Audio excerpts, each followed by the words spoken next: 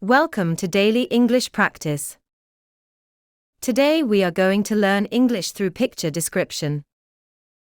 This picture shows a lively family picnic set in a serene and picturesque park.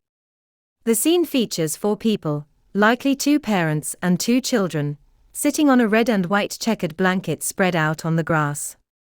The surrounding environment includes tall green trees and rolling hills that extend into the background. The clear blue sky, dotted with white clouds, enhances the cheerful mood of the moment.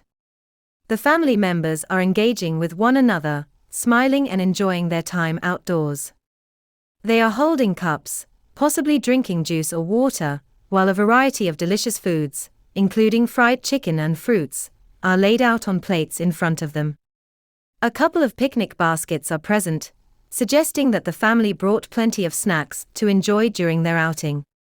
Adding to the tranquility of the scene, butterflies are fluttering above the family, and a small dog is walking nearby, seemingly content and a part of the family outing.